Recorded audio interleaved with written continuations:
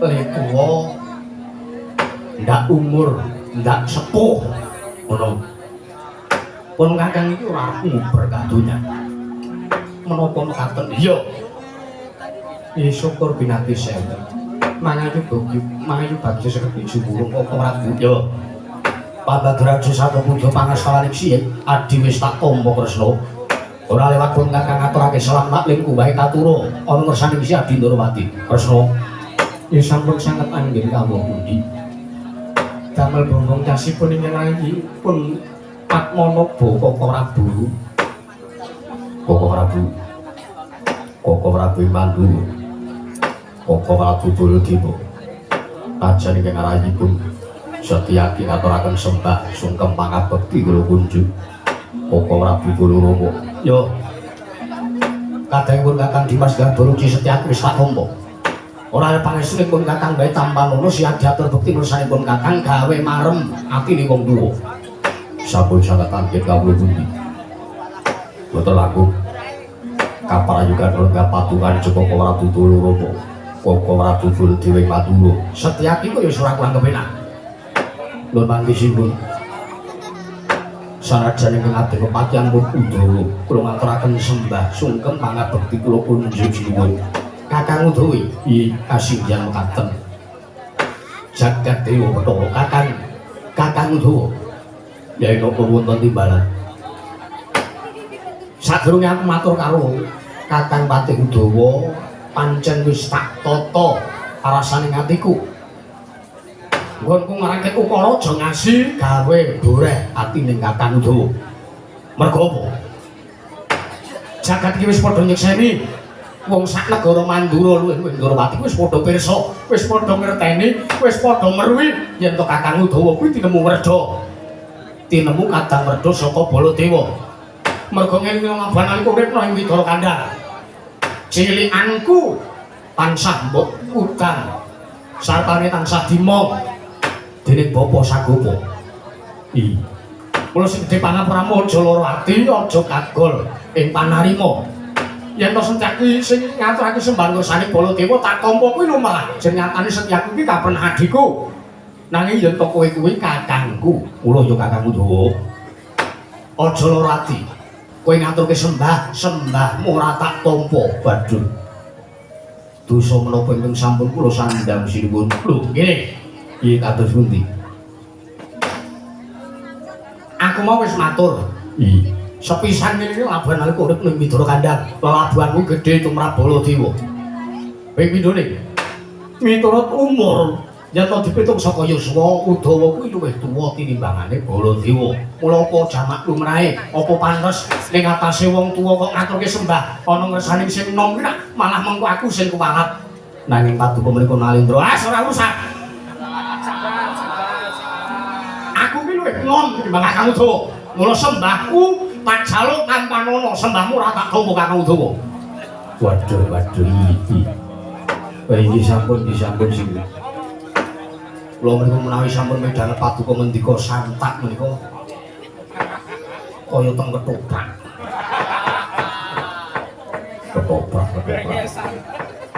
lho mbok dipirsani piyambak to Kang Yayi Mas piye Koko Prabu Baladewa sampun ngagem klipen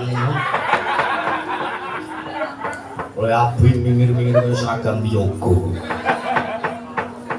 kaya wong bareng ndahar bayi ya malah kuwi aja aneh-aneh mung mboten niku alat wong mau pun ngatur kesempatan kula isinipun menawi menika estu lair lan batos kula tampi najanto dawa sami-sami lah ngono kuwi ha iki lah syukur alhamdulillah Udawa ki nang omah dindas-ndaske karo bojo nang omah kon misah-misah kon gosok umbah-umbah lah yo ngelingi uripku ki melu mara tuwa iki kedaton pasewakan kok malah nampa sembahing Nalendra anu sing ndok mengke di sertifikatke ajeng kula pajang teng omah ben bojo kula niku mboten wani kalih kula Kakang Udawa wonten dawuh tak kira yen kok bab perkara garwa ya bojomu ya garwaku Kuwi wis ora iso di.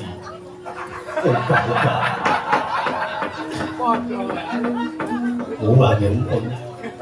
Nek mriku mawon mboten merantasi sangsaya leku lan sengara. Lah iya, ha iki. Mung gumantung rasa panarimamu. Ha iki ngaten. Kresna kula timbangan. Kresna mereka napa lah kula niku yo nganggo Kresnengkara ngono lho kula niku yo Kresna yo Kresna wonten dawuh Koko Prabu mesti bae tuwa tandha pitakon sajroning atine Si Adi iya apa to darunane lan apa sababe pun kakang iki ora dadi saben sowan ning Prajanegara Ndrawati dina sak mengko pun kakang sowan ijen tanpa ruang tanpa kantha uga tanpa kanthi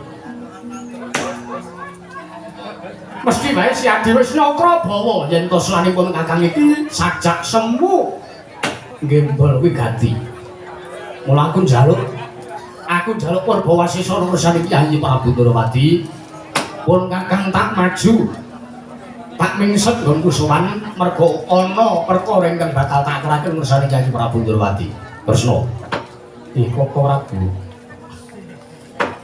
Kula ngrumaosi najan kula jejer Nalindra wonten negari Ndrawati nanging menawi kula nampi rawuh padukan Koko Prabu Baladewa mrika tartemu sadaya wekdal saha Purbawasisa najan kula Nalindra nanging kawon kaliyan prabawanipun padukan Koko Prabu Baladewa. Lah iya. Pramila wekdal kasumanggaaken ingkang rayi badhe nungsung merton nganglungaken jangga nilingaken karna mastuti sabda tama dawuh pangandika padukan Koko Prabu Baladewa. Koko Prabu panjenengan ingkang puspita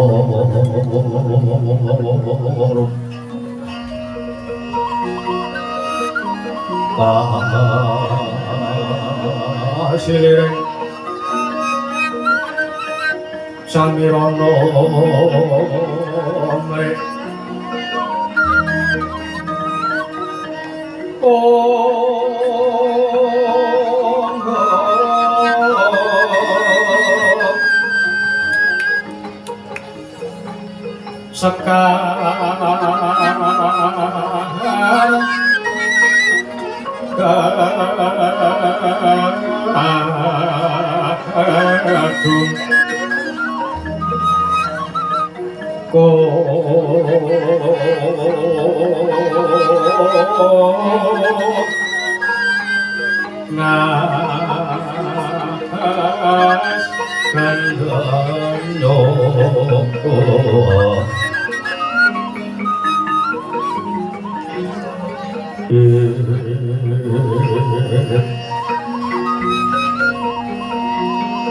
Malih raras retaning priya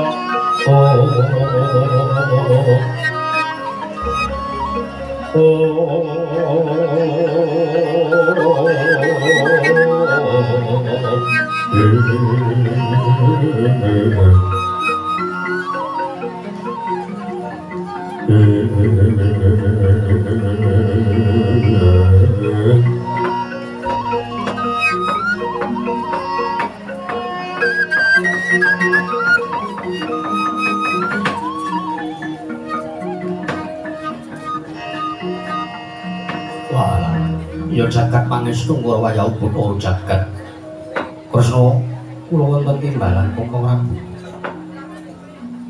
sepisan sawanipun kakang iki tetinju marang karajaning Si Adi Ndrawati senajan ora ndak aturake mestinipun kakang aturake nggonipun kakang tetinju marang karajaning Kyai Kresna kuwi wis mau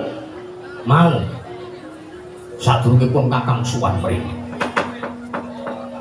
inggih yo nanging ana rasa sartana wigati ingkang tandhane kuwi nambeng dadi kegembolaning rasa alasanipun kakang ingkang wis tak gelar tak gulung tak petung tak petang aturipun kakang iki kira-kira bakal kanggep luput apa ora dening Kyai Prabu Kresna katitik pun kakang kuwi najan tinemu werda nanging pun kakang wedi yen to ngasi mengko pun kakang kena siku dendaning dewa. Jembatan opo? Yayi Kresna kuwi titih Sang Hyang Bathara Wisnu ya Sang Hyang Bathara Suman. Mula yen to nganti aku kuwi ndhisiki marang keparenging dewa pun kakang wedi kena welaping Jawata. Yen to ora tak aturake kok malah mung dadi penyakit. Nyatane kabeh iki mung dadi kegembholan rasa sarta kegembolaning nalar. Merga lara laraning raga kuwi gumantung saka nalar. Yen to nalar iku tansah digunakake kanggo mikir sing becik-becik, yen to nalar kuwi wening. Yen to pikirane kuwi resik, ragane mesti ya bakal waras. Nggih. Kosong balene. Yen to pikiran kuwi kebak perkara ingkang saru. Malah mung rusak raga. Iya, leres menika leres. Iya. Mula kepeksa pun kakang kudu matur ning ngersane Hyang Kresna senajan tombo mengko dewa nganggepun kakange dhisik keparenging dewa kok piye? Aku ora gagas. Mergo iki wigatiku pribadi. Perkara kena saru siku ning dewa kuwi mengko urusanku karo sing gawe urip. Iya. Menapa ing badhe paduka ngendikaken? Ha iki ngene. Bloko Suta Kresna. Telung candra kepungkur pun kakang iki nampa sasmitaning para Jawata lumantar pasumenan. Nalika Semara Dewa ngendika marang pun kakang. Wangersadaning dewa liwat ana ing marganing pasumenan nalika semana aku didhawuhi supayane nggayuh kanugrahan. Inggih. Kanugrahan menapa? Engko sik dewa paring dawuh yen to pun kakang kudu nggayuh kanugrahan. Wondene kanugrahan kuwi mau mapane ana ing Astana Gadamadana. Monggo ana ing Astana Gadamadana kuwi papan pesanggraning para leluhur turas getih Mandura kalebu Kanjeng Rama Prabu Basudewa. Ya wong tuaku ya Sudarmamu sinarekake mapan ana ing Astana Gadamadana. Mula ora aneh yen to pun kakang antuk sasmita kang kaya mangkono. Merga ngene. Pun kakang iki kalebu putra pambayun saka Kanjeng Rama Prabu Basudewa. Kresna sasmita saka para dewa sing tak tampa lumantar pasumenan iki mau bakal tak tanjake marang ngersane Yayi Prabu Ndrawati. Bakal tak tanjake ngersane Yayi Prabu Kresna. Kepiye? Monggo pamrayogamu lan kepiye monggo iku pratikelmu, Yayi. Nuwun sewu, Koko Prabu. Menapa para Jawata ingkang paring sasmita dhateng arsa paduka menika kula mredekaken kanugrahan menika wau sinebat menapa lan wujudipun menapa wonten kabar utawa sasmita utawa wangsit sing tak tampa cetha sadaning dewa ingkang lumantar jroning pasumenan iki mau Kresna yen to dina sak mangko iki bakal ana tumibaning wahyu kang aran Wahyu Purba Sejati. Mula ngene sajejumlah urip ning alam madang Baladewa kuwi urung tau kok sing jeneng gayuh suwijining wahyu. Mula gandeng sasmita sing tak tampa iki matelakake yen to Baladewa kudu gayuh wahyu. Mula iki iso ora iso. Saguh ora saguh Baladewa kudu kedurungan wahyu. Mula Kresna gandeng sira Yayi Prabu Ndrawati kuwi nalindreken wasis ing samu barang lir. Aku tak njaluk tuntunan. Aku tuntunan supaya aku entuk wujuding Wahyu Purba Sejati kuwi mau. Aku tuntunan Kresna. Itu tuntunan kaya mboten bisa ngerti. Utawa meneng. Nggih. Kula menika niat kula nggih namung saur-saur manut kemawon. Yo. Kowe mengko yo bakal entuk anugrahan. Wah iki syukur. Merga kowe kuwi uga turasing Mandura. Nggih. Nek isih uman, waduh. Ana terus mboten man pripun. Mosok golek wahyu kok dateng warung Medura. Aja jlomongan mboten nyanyi mboten. Aku njaluk dawuh Kresna. Koko Prabu. Lah kok gathuk kaliyan napa ingkang kula tampi lan gathuk kaliyan napa ingkang kula rasaken. Piye? Ana perkara apa? Kawuning ana apa Prabu? Satwari kapengkering ing Rayindra menika ugi nampi sasmitaning dewa. dalah.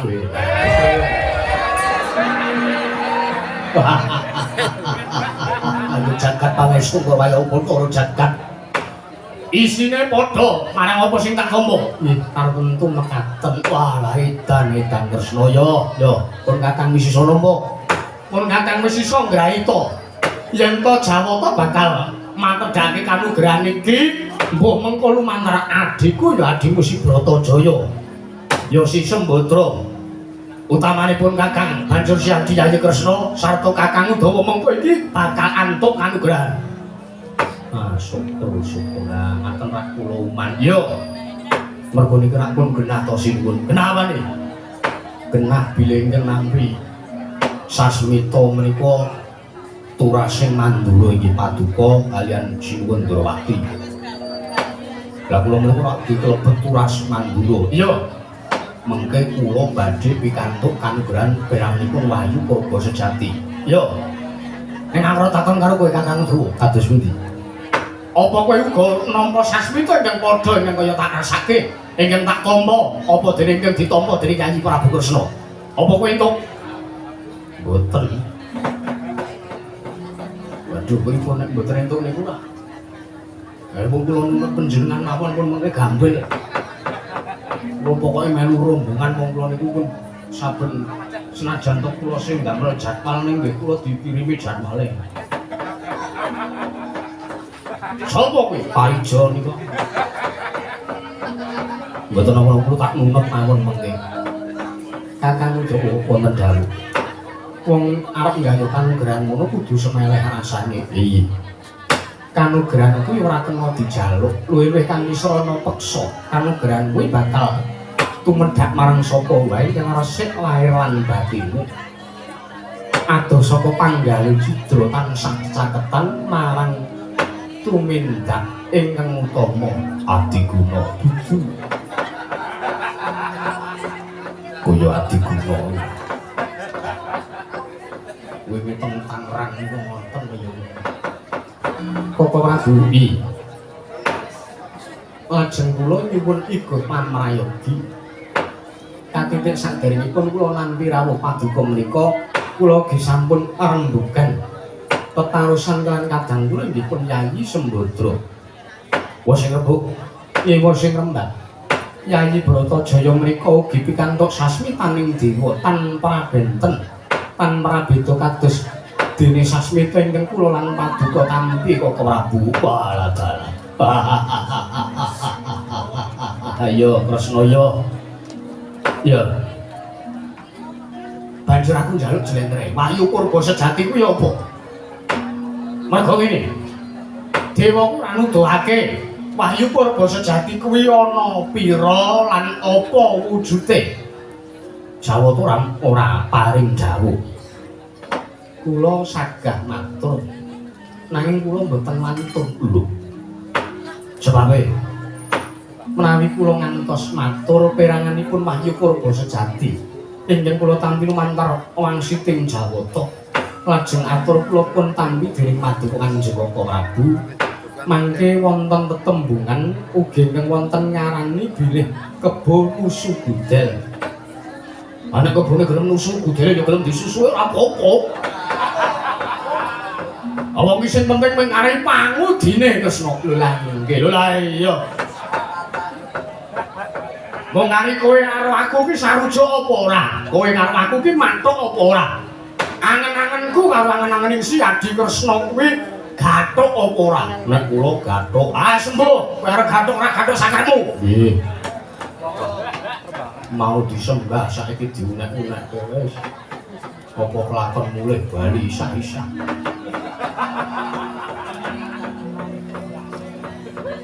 Dawuh Kresna dawuh. Matura. Jlentrehna Wahyu Purba Sejati kuwi apa wae? Kuwi apa? Ana pira yen to pancen ana akeh? Iya. Kepareng kula badhe matur ampun sora-sora anggenipun ngendika. Ya. Nggih. Wah. Gumun aku. Anggenipun rada lire kok malah bengong.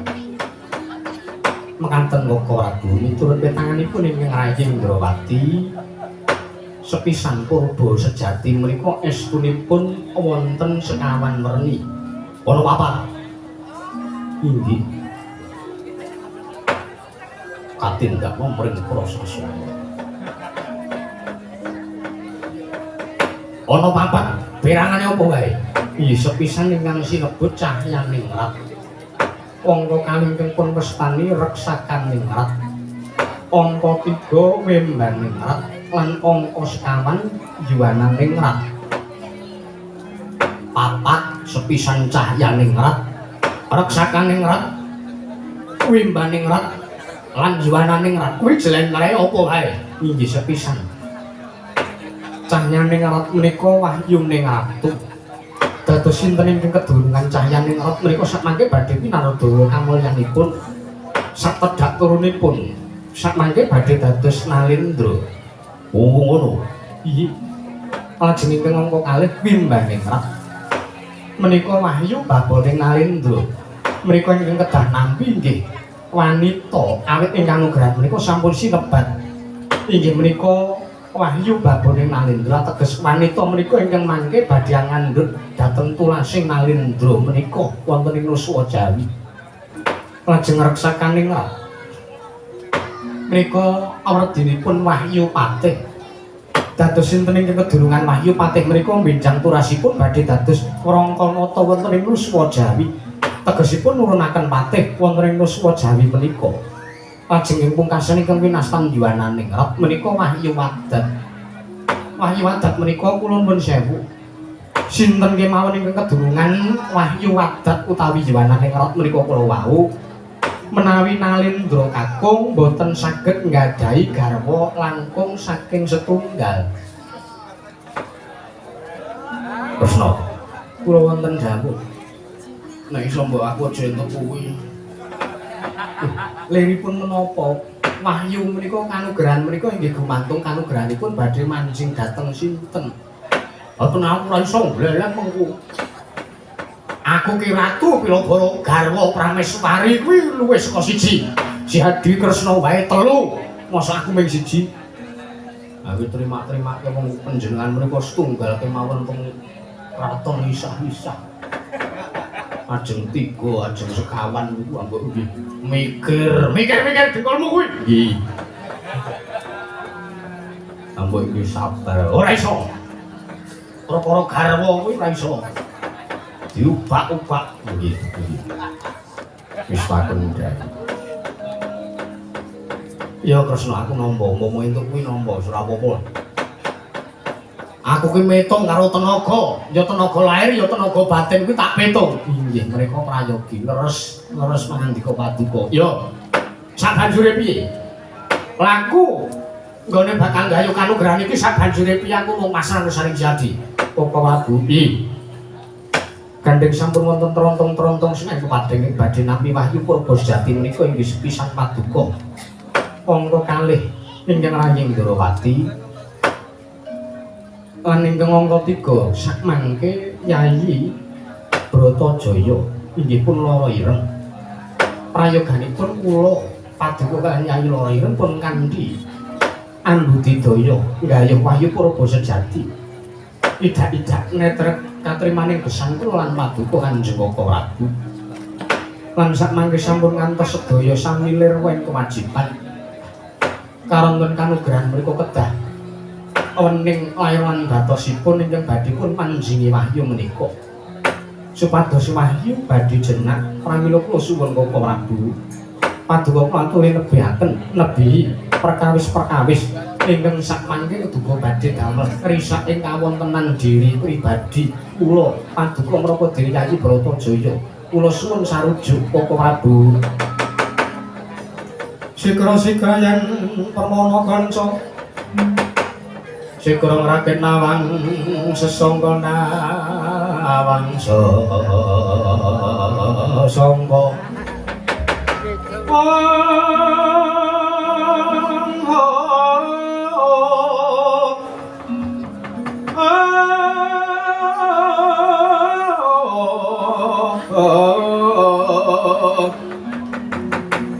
Nalendra mbek marwa sing sang katriku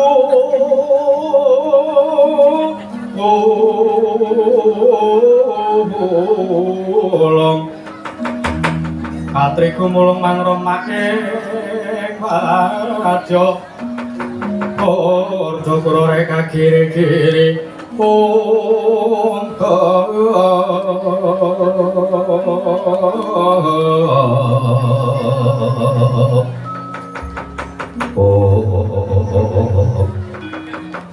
Didematane Pasewakan Negaring Ndorowati nalika semanten ron-ronan datana ing ngobah samirana datana mampah sangka gang perbawaning Sang Nata Prabu Baladewa ingkang kagiat nampi pangandikanipun ingkang rayi Dwaraka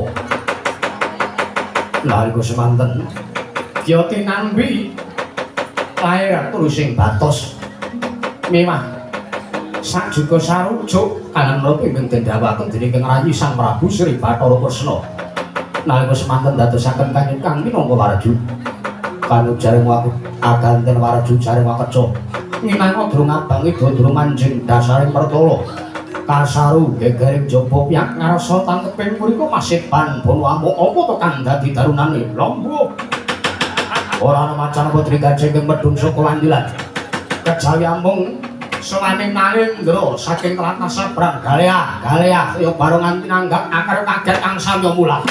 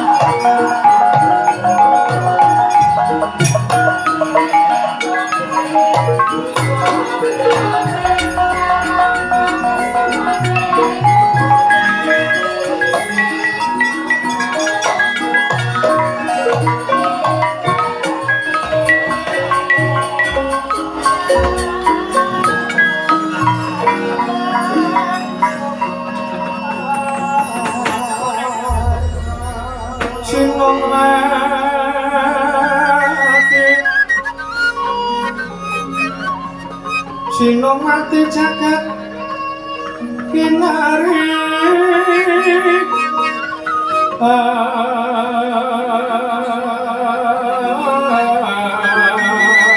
among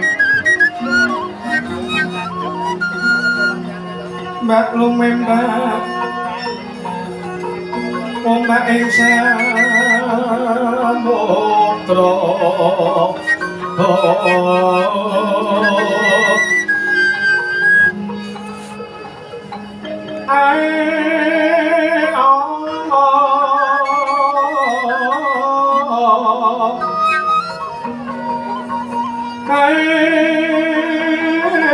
ono bali lumut amra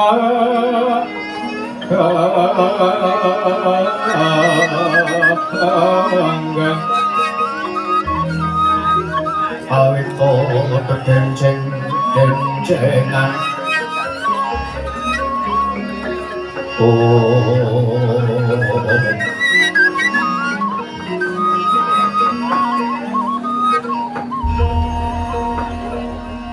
Dewan Agung mugi ngayomi para praja negari Ndrawati sapisinipun nun mangke Koko Prabu Baladewa Yayi Kresna kepiye siadi nimbali marang Kakang nyuwun pangapunten dereng wetawis dangu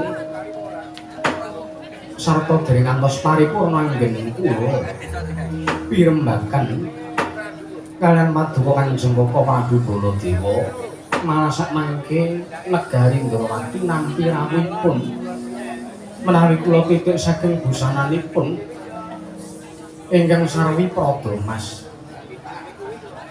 menika nalindra saking tlatah Sabrang Koko Prabu Waladan tapi Kresna gawe pengiram-iram ngatasi ratu awake ming siji kok suwenge 5 kupinge ming 2 suwenge ngisor dhuwur kiwa tenggon kabeh ambek bilih menika piantun serep Kresna wonten timbalana sawaning ratu iki kanthi becik aja ngasih gawe gelaning ati nggih sebab apa tak kira iki dudu ratu damen-damen mergo yen to ngasih ki mengko ratu srawunge apik marang ngersane Jadya putripun Kakang mesti bakal nuwuhake kabecikan lan katentreman tumrapun Kakang lan Siadi sak kadang katihan Ndrawati Putri Mandura. Mekaten yo. Koko Prabu kula aturi lenggah ingkang sekeca kaya wis ora kurang kepenak. Nuwun mangke pisanan. Sampun ninten kula kemambu yekti sarak sepisan menika kula manuk. Paduka mriku nalindra saking pundi sinten jejulukipun pisanak.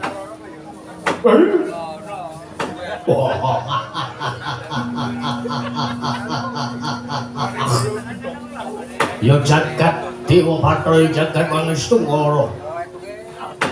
yo bandaku yo donyaku yo amal-amalku dhewe isimun sewu pati agung mangan sami atur kula ngadhep wonten ngarsa Paduka Gusti kula njeng sinuwun Prabu Duryudana. Sajak nonton wayang ning timbukan. Baru imbukan mulih wis. Sanes Prabu Duryudana. Lha sinten? Prabu Ipung. Kula pun Prabu Sri Bathara Kresna. Lah kene ku Prabu Kresna. Paduka mriku kula wau ngendika bilih kula Prabu Duryudana. Salah, sing bener Prabu Kresna. Wah. Ngeyele ora jamak-jamak. Ngeyel ora sugih. Dadi tek kula mriku sampun saged dados kontraktor wonten negari kula niku. Dados manyang niku nggih sampingan. Nggih. Edan ngomong tenan iki sugih tenan iki Kresna. Iki sugih tenan. Srawung ana becik, srawung becik. Nggih kok ora kuwi. Yo, ben pun kakang tularan sugih. Nggih. Nuwun sewu sinuwun Prabu Kresna. Nggih. Saderengipun pitepangan langkung-langkung kula ngaturaken sembah sungkem pangabekti kula kunjung. Inggih kula tampi dawah sami-sami. Salajengipun mulai ngajeng Paduka paring dawuh kula sinten jejuluk kula saking negari pundi lan kula nalindra pundi. Menawi Paduka Sudi mestani dhateng jasad kula wonten werni kula nalindra ing negari Pulo Gedhah Kencana. Wonten jejuluk kula pun Prabu Setigrat. Prabu Setigrat nalindring Pulo Gedhah Kencana. Nggih. Nuwun sewu nembe saweg sepisan menika midhanget jejuluk Setigrat menika menapa wonten jlentrahipun? Wonten. Lajeng menapa jlentrahipun? Setigrat menika dumadi saking 3 tembung. Sepisan seti menika teges setiti. Ger menika pager. Lajeng kuasan at utawi ate menika akhire tuntas. Menawi pun jlentrekaken setiti anggenipun mlumpat pager akhire tuntas le maling marang pegawean kula menika maling. Lah mila saking mriku kula dipun paringi jejuluk Hendrik.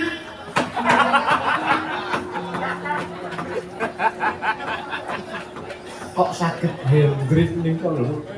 Setiti anggenipun mlumpat pager akhiripun tuntas anggenipun maling. Kok saged Hendrik sanes Setigrat Hendrik menika ingkang mulas kula menika Hendrik menapa ora tak bayar inggih sinuwun Prabu Setigrat nggih. Nuwun sewu salajengipun sadèrèngipun kula matur Nalindra Tukmis ingkang lenggah teng mburi kula niku sinten? Nuwun sewu menika kadang kula werja Nalindra Mandura sinuwun Prabu Baladewa. Panjenengan napa nggih jenenge? Inggih menika kadang kula Nalindra Mandura Prabu Baladewa. Wah ya dalah. Nggih niki Nalindra sing kondang galak. Inggih. Kondang galak niku mboten kateges galak ning merantasi karya. Ning sadèrèngé pilihan dados ratu, dheweke niki galak. Janji arep mbangun iki, janji arep mbangun kuwi, nyatane basa dadi ratu lali kabeh sing diucapake niki Prabu Baladewa. Kok kowe apa jenengan kok ora? Wah, ra apa to. Guyon sinuwun guyon maton. Padake bagya guyon maton. Nggih. Nggih. Nggih. Kula ngaturaken sembah bekti kula kunjuk sinuwun Prabu Baladewa. Tak tampa pangestu kang manana. Setigrat. Sampun sanget anggen kula pundi. Nuwun sewu sinuwun Prabu Setigrat. Nggih wonten timbalan. Sampun ngantos kandhep kula lanceng jernata kula Nalindra Indrawati. Maringipun kula matur ngantos mekaten menika estining tekad kula badhe nyuwun dawuh Paduka. Anggenipun rawuh wonten Praja Negaring Dwaraka menika wonten wigatos menapa lan darunanipun menapa. Menapa ingkang dadosaken sabab Paduka sinuwun Prabu Setigrat rawuh wonten Praja Negaring Indrawati. Lah menawi menika nuwun pangapunten. Kula mboten saged matur. Kula mboten saged matur. Awit sowan kula wonten mriki menika namung badhe ngaturaken wujuding nawala. Wigatos kula menika kula aturaken wonten saklebeting nawala. Awit menapa? Saru dinulu menawi dipun pidhangetaken dening piyai kathah.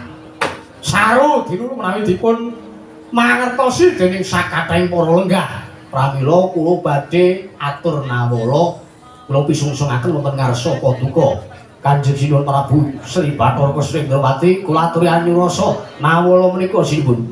Menawi mekaten monggo kula aturi maringaken punang nawala dhateng ngabdipun Indrawati. Sinuwun Prabu Setigrat.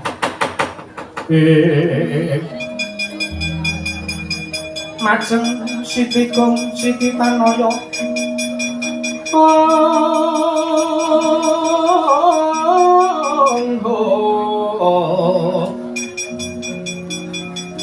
Meja tukane Sang Narpati.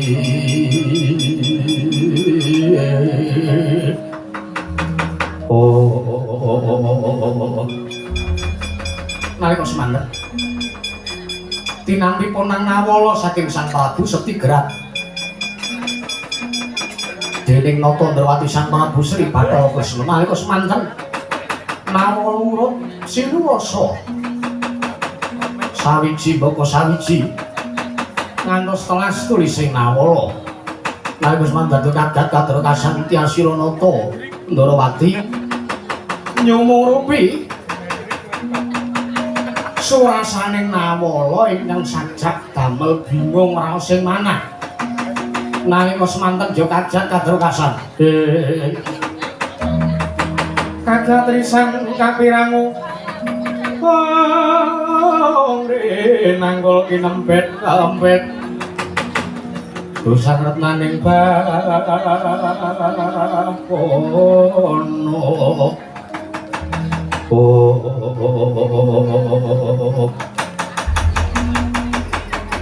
Kresna, kula wonten dawuh Koko Prabu Baladewa. Ora kesik. Tak sepadake basan Siadi nampa Nawala saka Prabu Setigrat. Tak sawang Siadi lah kok dadi mbranang masuryane ning ngono. Surasane Nawala piye? Jlentrena, aku tak krungu. Iki Koko Prabu kula badhe matur. Kula mboten duka nanging kula namung kagiat kemawon. Teka wonten alin brekeng mantun tetek lair lan batosipun. Piye surasane Nawala piye? Piye? Kepareng matur nanging Paduka sampun ngantos duka. Ora. Yen to kuwi becik aku arep nesu. Nanging yen to kuwi ngembek marang karajane Praja Negara Ndrawati gedene Mandura, gedene kawulamu. Pun Kakang bakal pasang pager betis. Jlentrena. Isurasaning Nawala kula aturi midhangetaken Koko Prabu.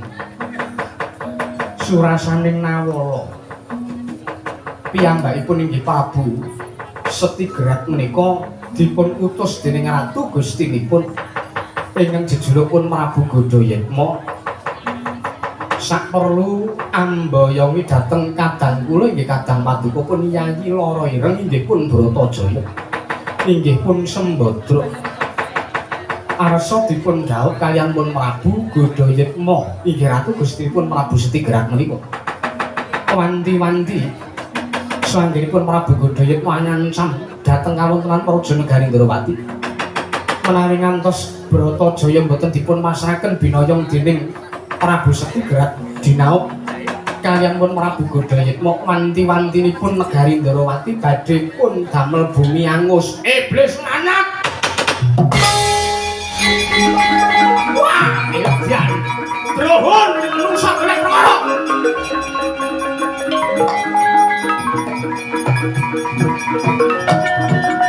Wah!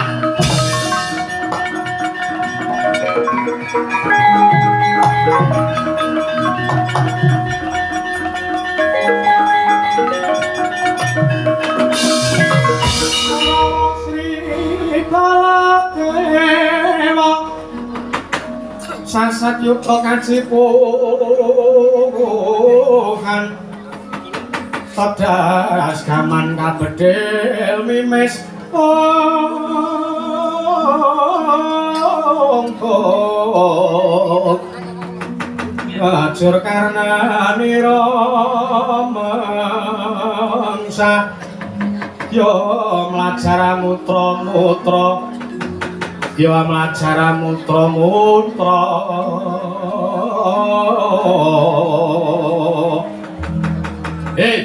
Setigrat nuwun sewu mboten mangling sinuwun Prabu Baladewa ingkang majeng sajak badhe paring dawuh saha wangsulan Nawala ingkang kula aturaken. Iya. Aku tak takon karo kowe. Piye kados pundi? Maju. Nggih. Kula badhe midhangetaken. Aku tak takon karo kowe kados pundi? Nggonmu ngaturake Nawala, nggonmu masrahke Nawala ngresani Kanjeng Prabu Kresna iki mau. Nawala nalika kowe mlaku ning dalan kok suwek druwane ora? Nuwun sewu. Dipun suwek druwangipun lho. Wah, ratu goblok. Kowe ora mudeng sasmita. Tegese disuwek druwange kuwi tok buka isine Nawala terus mbok waca ngene ora? Oh, mboten, bagus. Bagus. teges kowe lahir batin kowe tanggung jawab karo ratumu sing jeneng Prabu Godayekma. Lho. Kula menika Nalindra telukan ingin setya bekti marang ratu Gusti kula. Bener. Nanging kowe ora usah dadak api-api ora weruh. Kowe ora usah dadak api-api ora ngerti. Anane aku mene wangsulan aku bengok-bengok kaya ngene iki mergo aku nesu karo dapurmu. Lho. Luput kula napa? Dosa kula napa? Luputmu kowe drohon. Lho. Sebabipun menapa kula kok drohon? Kowe ngerti ora? Kadang iki. Isine Nawala kadangku Bratajaya arep diboyong karo kowe. Kowe diutus kon boyong Sembadra. Kowe diutus kon boyong Sembadra ning negarane ratu Gustimu, ngene Prabu Godayekma. Kuwi arep dirabi. Yen iki mengko ngasi Bratajaya ora diwenehke karo dapurmu. Negara Ndrawati arep dibumi angus karo Prabu Godayekma. Bener apa ora? Cocok nak ngerikina nak duka yaya sinipi.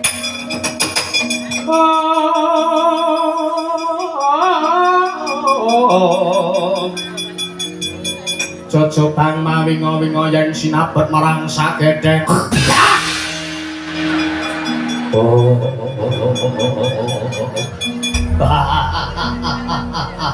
Lantik panggirai tamu Prabu Baladewa. Yo tak ajangi jembal. Saiki tak buka lorengku, tak buka gedangku. Anane aku sowan mrene iki aku ora arep gawe becik. Anane aku sowan mrene iki ora arep gawe perkara apik. Ning mandan wis tak niati. Negara Ndrawati dadi ajange pasulayan. Mbok kira aku muni nek aku ora ngerti surasane Nawala, mbok kira kuwi aturku tenanan. Ora. Itu tenan. Mbok kira daki atur kowe iki mau tenan. Gak. Gak babar pisan ora. Pancen wis ajange jembaranane aku tekan kene arep gawe kisruh. Mergo arep nyoba sing jenenge Prabu Kresna ku jare titih Sanjang Bathara Wisnu jare ndek senjata cakra jare ndek pusaka apa. Kepasan ning sampeyan. Sampeyan ki jare ratu sing kondang galake, sampeyan ki ratu sing kondang wong isih. Ndek pusaka jenenge Nenggala. Cangkeman. Bebrekan aku sangat tahan. Lakonan tak perkara. Hei, sampeyan pengen balas. Drohon. Sayori maaf, lungsa ora kakan. Hei.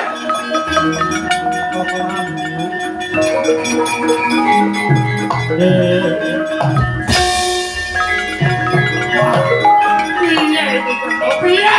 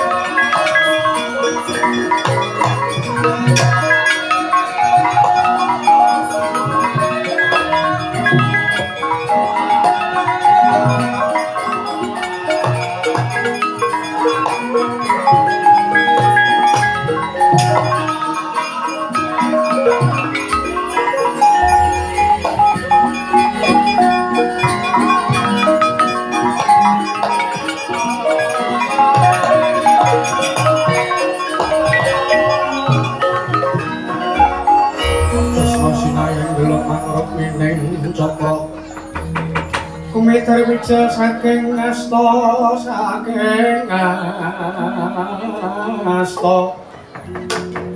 mintonaken dewe kramanira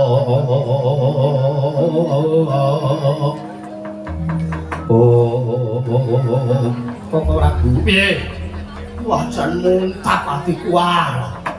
Walah edan, piye iki Kresna piye perkara kaya ngene iki kepiye? Mun sami.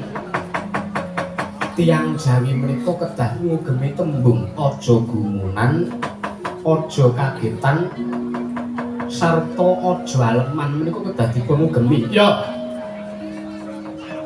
Aleman bolo dewa. Asem iki. Wah, edan Kresna di ngapura ya Yayi inggih. Paduka menika menawi menggalih utawi menawi ndadaki perkawis kok kanthi rasa pangrasa ingkang kados mekaten menika kula wau tundhanipun malah boten becik paduka piyambak ingkang kewirangan. Oh, wirang aku. Wah, edan. Nek aja tok kambengi, ratu kaya tak tikas janggane ratu drone. Nuwun sewu. Nuwun sewu. Paduka menika rawuh wonten pundi? Ning negaramu, negari pundi? Ndorowati. Sopo nyampar gelas ya?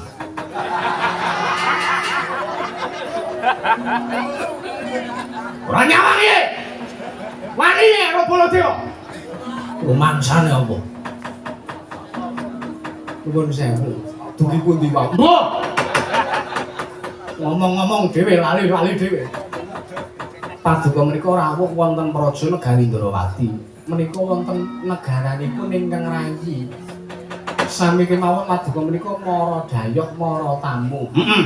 Banjur lah kula suwun gandeng negari Ndorowati menika ugi nggadahi pernatan hukum wonten senopati, wonten patih, utaminipun wonten Nalendra inggih kula. Menawi kula dereng dawuh kaliyan nayaka kula, kaliyan patih kula, kaliyan senopati kula, senajan wonten perkawis negari Ndorowati ketekan dahulu mayuta-yuta cacahipun nggih menawi kula dereng dawuh sampun ngantos wonten ingkang ngumrembyahaken asta njemakaken suku. Nek kaya ngene iki sampun. Lah mbok inggih. Wow, ora iso. Inggih kula saged menawi paduka mboten saged kula saged ingkang bakunipun kula saged. Ngono to Kakang Dawa. Ayo. Kula kalian paduka menika plek. Plek iki apa? Caket. Cerak. Saka cerak iki plek-plek. Kowe iki setya bekti marang aku. Sesuk tak kunggahke bayarmu matur nuwun. Ya mung aku njaluk ya Kakang, ya terus iki. Nek masewaken kuwi ambek yo le mbucal angin disudo. Keraton ambune brengan. Iki sing wong wis kapendhang. Ngenjing kula subale ngangge semen. Koko Prabu piye? Sampun. Kula suwun paduka kaliyan kula menika menggalih babagan kanugrahan kemawon. Menawi perkawis ratu menika kula wau cekap kadang kula sencaki kemawon ingkang sampun merantasi. Ya wis nek ngono nek wis tok pasrahke Senopati, sencaki wis tok pasrahe tanggung jawab, aku mundur, aku manut. Mong ari mikir kepiye gone bakal nganti Sembadra ya Bratajaya sowan menyang Astana Madana. Menika ingkang langkung wigati. Setyaki mboten dawuh. Tak jaluk ratu kae mau mundurna. Keparengipun. Nanging tak jaluk aja ngaji ana tetes sing nudira. Oncating nyawa ya Setyaki wis tak dawuh benjang menapa kabidalaken. Mongko diake tak paringi Purba Wasesa dina sak mengko budhal nyuwun pamit madhal pasilan. Sing ati-ati aja kaya bocah cilik. Kakang Dawa semono uga. Bubarna kang padha sebo ingsun kundur kedaton nangis-waten dawuh sinuwun Koko Prabu monggo kula kanthi kembul bujana Andrawina wonten sabeting kedaton negari ing Dwaraka. Ayo tak kanthi Kresna.